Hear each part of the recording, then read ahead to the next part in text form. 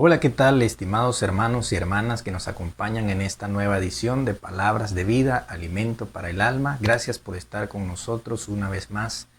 Vamos a iniciar con esta lección que se titula La ceguera espiritual. Acompáñennos. Canten, amén, amén, alégrense, amén, gloria sea a Dios, amén, amén. Canten, amén, amén, alégrense, amén, gloria sea a Dios, amén, amén. El tema de hoy está basado en 2 Corintios capítulo 4, versículo 3 y versículo 4, que nos dice las siguientes palabras. Pero si nuestro evangelio está aún encubierto, entre los que se pierden está encubierto, en los cuales el Dios de este siglo cegó el entendimiento de los incrédulos, para que no les resplandezca la luz del evangelio de la gloria de Cristo, el cual es la imagen de Dios. El apóstol Pablo en este versículo nos expone una problemática que afectaba gravemente a su generación y que sin duda afecta también a la nuestra. Esa afectación es la ceguera espiritual, un problema que impide a todo aquel que la padece poder contemplar la refulgente luz del Evangelio del Señor.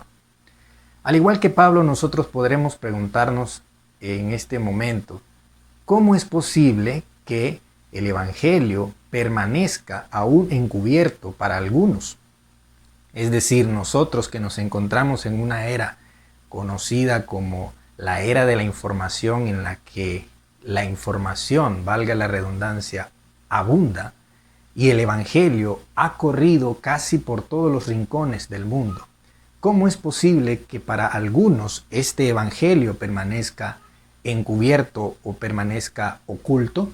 La palabra encubierto en este versículo que leímos significa oculto o velado, y básicamente transmite la misma idea del capítulo anterior, en la que se nos habla del velo que ponía Moisés sobre su rostro para cubrir el resplandor de su rostro cuando había descendido del monte después de hablar con Dios.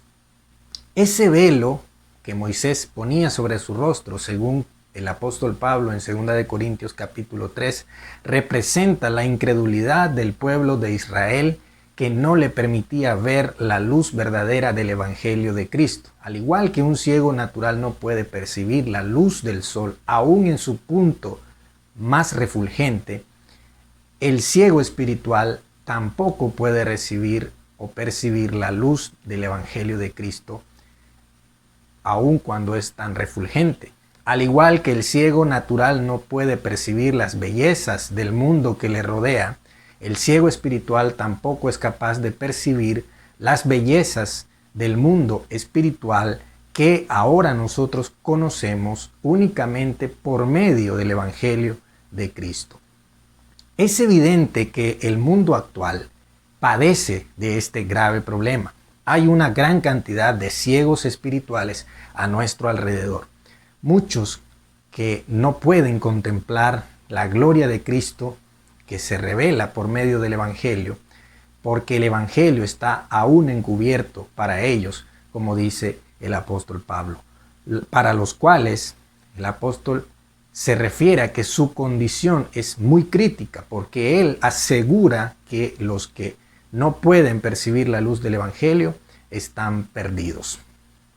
Ciertamente los que no perciben la luz del Evangelio, que es Cristo mismo, están en tinieblas, andan a tientas, no saben por dónde van, no saben que se están dirigiendo hacia el abismo y no lo pueden evitar. Por esa razón, Pablo dice que si el Evangelio está encubierto, lo está entre aquellos que están perdidos. Y así se enseña en el Evangelio de San Juan, en el capítulo 3, versículo 19, que dice: y esta es la condenación, que la luz vino al mundo y los hombres amaron más las tinieblas que la luz, porque sus obras eran malas. Así define Juan la condenación: todo aquel que, habiendo estado expuesto a la luz del Evangelio de Cristo y le rechaza, decidiendo quedarse en tinieblas, ya ha sido condenado. Es importante aclarar que la misión del Evangelio de Cristo no es condenar al mundo, porque el Evangelio de Cristo no es un evangelio de condenación. La misión de Cristo no era venir a juzgar al mundo. Él mismo dijo: yo no he venido a juzgar al mundo, sino a salvar al mundo. El Evangelio de Cristo, por lo tanto, es un evangelio de salvación. Y no nos explicamos a veces cómo es que muchos que dicen predicar el Evangelio van por ahí repartiendo condenación a media humanidad, van por ahí condenando a diestra y siniestra, van por ahí enviando al infierno a todo aquel que se les cruza en su camino. Eso no es predicar el Evangelio. El Evangelio de Cristo dice que Él vino a buscar y a salvar lo que se había perdido, no para condenarlo. Incluso Cristo reprendió muchas veces a algunos de sus discípulos cuando quisieron ellos traer juicio contra la gente, aun cuando esa misma gente había rechazado al Señor. El Señor reprendió a sus discípulos diciendo: ustedes no saben a qué espíritu sirven, porque yo no he venido a condenar a este mundo, sino a salvarlo. Entonces, no es que el Evangelio condena al mundo, no es el Evangelio lo que condena al mundo, sino lo que condena al mundo es el rechazo de las personas al Evangelio, porque el Evangelio es luz. Las tinieblas predominan en el mundo y solo el Evangelio trae luz a la vida de las personas. Así que todo aquel que rechaza esa luz se queda en las tinieblas y no hay duda de que ahí perecerán. Veamos un texto más en el Evangelio de San Juan capítulo 9. Versículo 39 dice: dijo Jesús: para juicio he venido yo a este mundo, para que los que no ven, vean, y los que ven, sean cegados. Entonces algunos de los fariseos que estaban con él, al oír esto, le dijeron: ¿acaso nosotros somos ciegos también? Y Jesús les dijo: si fuerais ciegos, no tendríais pecado, mas ahora porque decís vemos, vuestro pecado permanece. Primero es necesario contextualizarnos acerca de lo que Jesús está hablando en esta ocasión para que podamos entender sus palabras. Jesús en este episodio acababa de sanar a un hombre que era ciego de nacimiento, un acontecimiento que es muy apropiado para ejemplificar la enseñanza que el Señor quiso transmitirnos en esta ocasión. La ceguera natural que afligía a este hombre desde que nació es apropiada para ilustrar una de las enfermedades más graves que afectan el alma del hombre en la actualidad, y es la ceguera espiritual. Jesús sanó a este hombre en día de reposo, lo que provocó la condena de los líderes religiosos opositores de Cristo. El hombre que fue sanado compareció ante ellos y sus declaraciones provocaron que él fuera expulsado de la sinagoga. Es decir, él fue excomulgado de la fe judía, fue cortado de toda relación con la ley de Moisés e incluso fue cortado de la relación con los mismos israelitas. Esta sanción a veces podía ser temporal, pero también en ocasiones podía ser permanente. Así que Jesús se encontró con él una vez que había sido expulsado por los líderes religiosos. Y en este intercambio entre Jesús y el que había sido sanado de ceguera, Cristo le recibe y al mismo tiempo se le revela. De esta manera lo sana no solamente de su ceguera natural, pero también lo sana de su ceguera espiritual y le expresa estas palabras. La primera frase que el Señor Jesús le dijo fue: para juicio he venido yo a este mundo. Hace un momento dijimos que Cristo no vino a juzgar al mundo. Entonces, ¿qué significan estas palabras de Cristo? ¿Qué diferencia hay entre yo no he venido a juzgar al mundo y para juicio he venido yo a este mundo? ¿Es acaso esta una contradicción del Señor? En realidad no. Para que sea fácil de entender, vamos a expresarlo de esta manera. Si bien es cierto, Cristo no vino a juzgar al mundo. Él no vino a condenar al mundo. Él vino a salvarlo. El hecho de que su venida fuera con esa intención principal de salvar, provoca inevitablemente que todo aquel que le desprecie no tenga más opción que la condenación. En pocas palabras, los asuntos espirituales son binarios. No hay camino intermedio, es decir, si recibes la luz, ya no estarás en tinieblas. Si la rechazas, automáticamente te quedas en tinieblas. En otras palabras, estás en condenación. Así que no hay manera de poder decir que uno está medio salvo o que uno está medio condenado. Tampoco podemos decir que no queremos ni lo uno ni lo otro. Eso no es posible. Jesús siguió declarando ante el ciego de nacimiento lo siguiente: yo he venido para que los que no ven, vean, y para que los que ven sean cegados. ¿Cómo entendemos estas palabras de Jesucristo? El ministerio de Jesús tenía como agenda la sanación de muchos enfermos de enfermedades físicas, pero Jesús tenía como agenda también sanar a los quebrantados de corazón, esto es, sanar toda enfermedad del alma. Entre la agenda del Señor en su ministerio estaba sanar a los oprimidos por el diablo, a los ciegos por el error del pecado y liberar a los cautivos. Eran ellos el objetivo principal de nuestro Señor.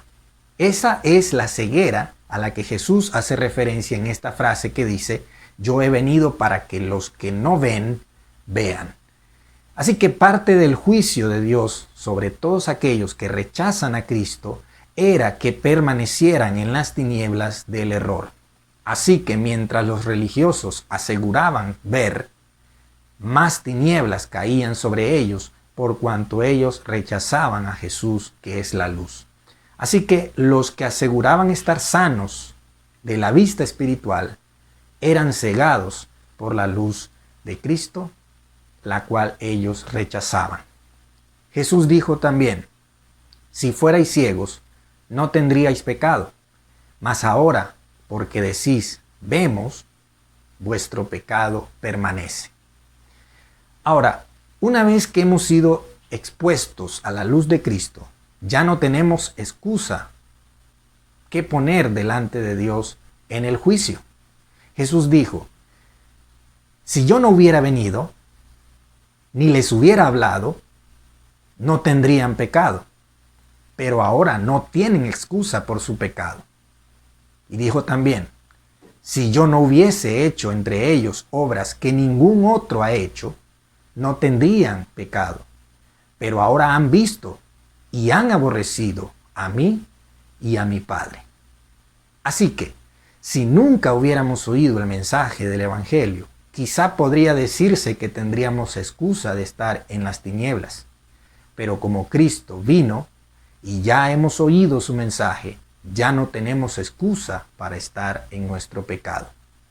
Ahora, si alguno quisiera pasarse de listo y decir: por esas razones que no quiero oír el Evangelio de Jesús, no quiero oír su mensaje, nunca lo escucharé, nunca recibiré a los predicadores del Evangelio, para que de esa forma Dios me excuse por mi ignorancia.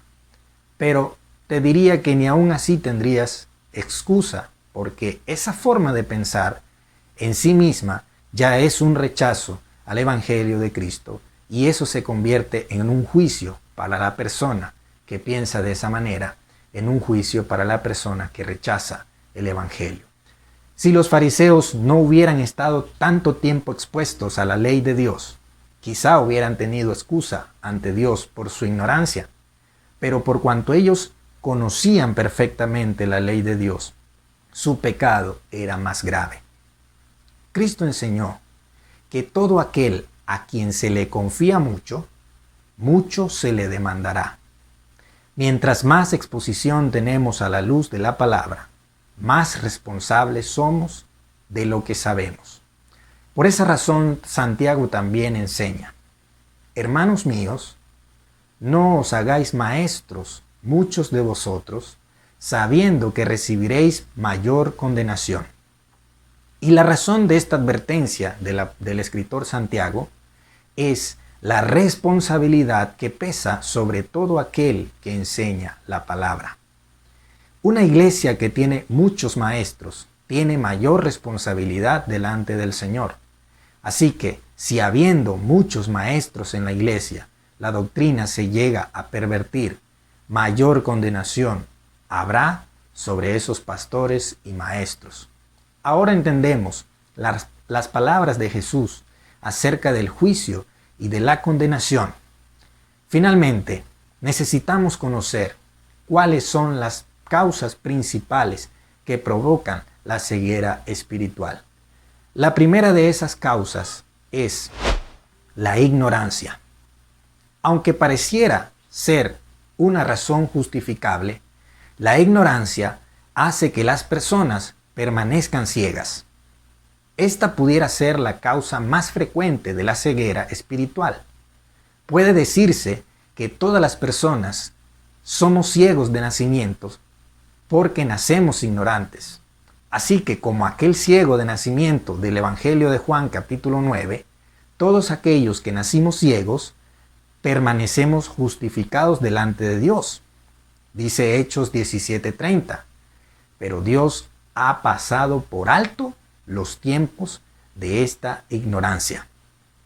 Esto no significa que entre más ignorantes somos, más justificación tenemos delante de Dios.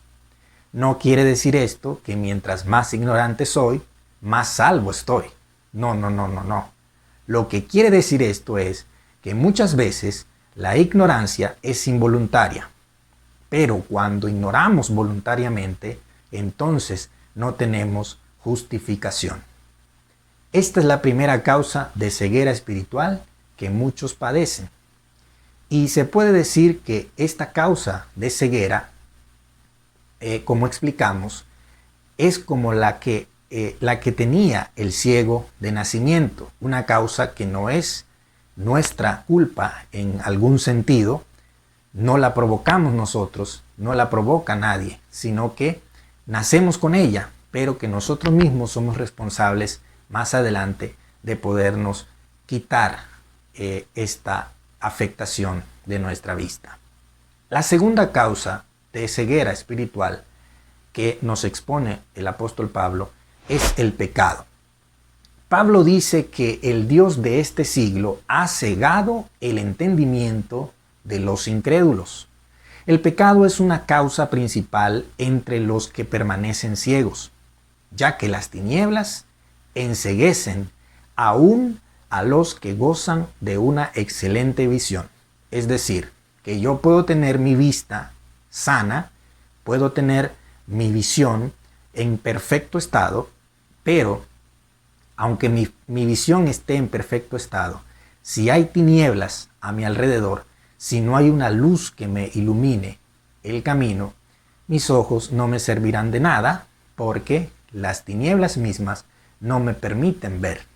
Esto es lo que pasa con el pecado que afecta la vista de muchas personas. Por eso Pablo dice que el diablo ciega el entendimiento de las personas. Hay muchas personas que tienen el entendimiento entenebrecido, como se dice en otro texto. Es decir, son las tinieblas del pecado los que no permiten que las personas entiendan.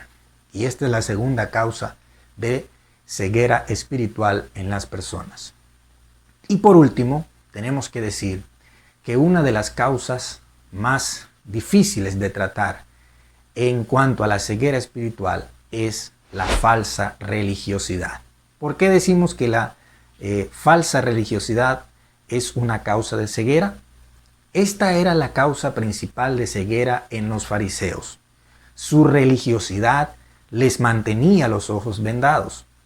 Entonces, aquí no hablamos simplemente de que ellos nacieron ciegos, tampoco hablamos de que habían tinieblas a su alrededor que los cegaban, sino que ahora hablamos de que su vista está en perfecto estado, de que la luz está frente a ellos, pero decimos que su religiosidad le mantenía los ojos vendados y no les permitía ver la luz que estaba frente a ellos, la cual era Cristo. Su vista estaba en buen estado, la luz estaba frente a ellos, pero tenían una venda en los ojos que les impedía ver. Aquí hablamos de una ceguera artificial que es provocada por un elemento que obstaculiza nuestra visión. Muchos creen vivir una vida justa y recta delante de Dios, como los fariseos, que estaban basados en normas y doctrinas de hombres. Pero ellos creían agradar a Dios, cuando en realidad a estos no les había resplandecido la luz del Evangelio. Aunque constantemente ellos estaban expuestos a la radiación de la luz de la palabra, su corazón endurecido no les permitía tener un arrepentimiento genuino y un verdadero nuevo nacimiento. Aquí podríamos incluir también a la falsa doctrina, la cual es una imitación barata de la doctrina verdadera de Cristo.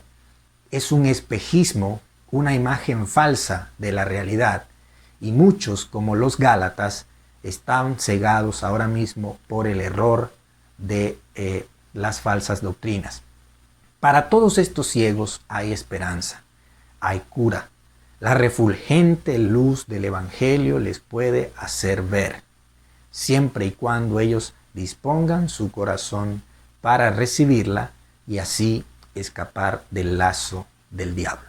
Muchas gracias por habernos acompañado en esta breve lección y esperamos que sea de utilidad para que ninguno de nosotros esté siendo afectado por esta problemática de la ceguera espiritual, sino que tengamos nuestra visión en perfecto estado, nos cercioremos de que no haya ninguna venda que obstaculice nuestra visión y que nos dejemos exponer abiertamente a la luz de Cristo para que nuestra vida esté siempre iluminada. Muchas gracias por habernos acompañado. Que Dios te bendiga y será hasta la próxima.